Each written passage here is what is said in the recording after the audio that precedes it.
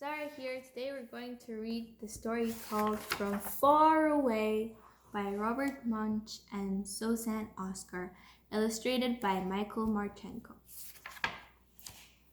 Dear Reading Buddy, my teacher suggested that I write to you. I will tell you about myself. My name is Susan. I am 7 years old and I am in grade 2 now. I come from far away. The place we used to live was very nice, but then a war started. Even where my sister and I slept, there were holes in the wall. Finally, one day, there was a big boom and part of our roof fell in. My father and mother said, "There is no food and we are getting shot at. We have to leave."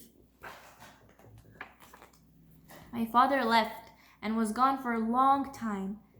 Then a letter came with plane tickets to Canada.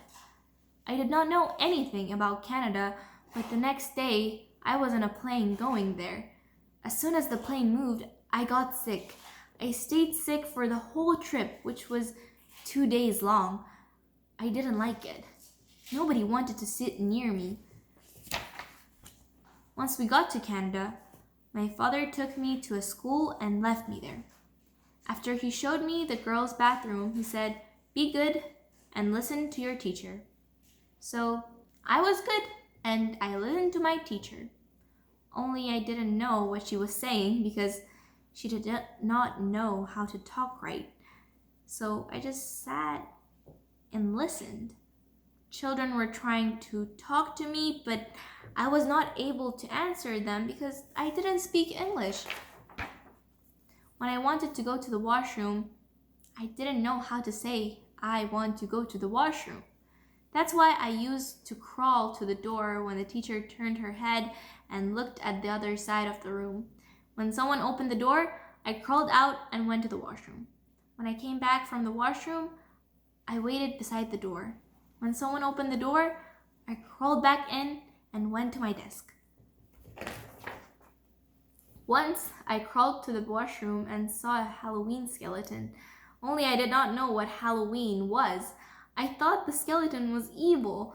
I thought that people were going to start shooting each other here. I screamed a very good scream. Ah! Ah!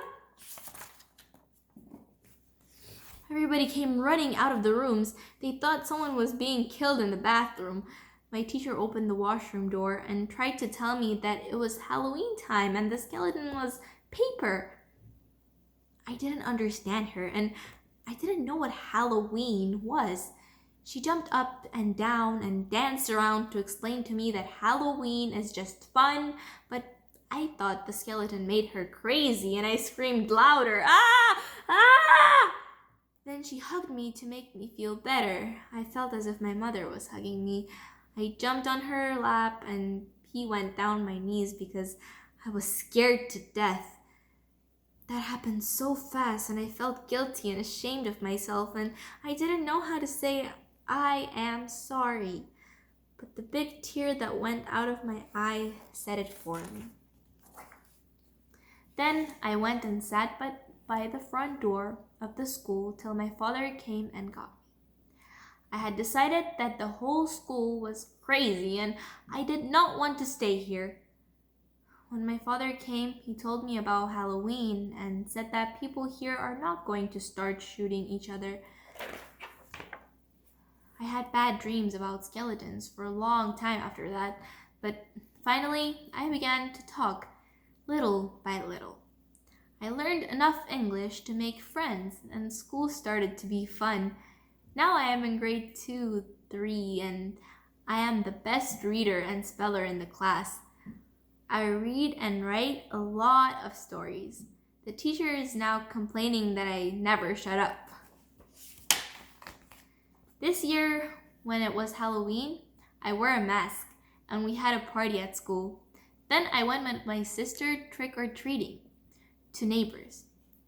We got candy and nobody shot at us the whole time. I decided that Canada is a nice place and I changed my name from Susan to Susan, but my mother told me to change it back. The kindergarten teacher moved from our school But sometimes when I see her in the mall, I run to her and hug her and wish she was still my teacher. She was my favorite teacher, my first teacher in senior kindergarten, and she helped me a lot. But she still does not let me sit on her lap. Goodbye. So sad. The end.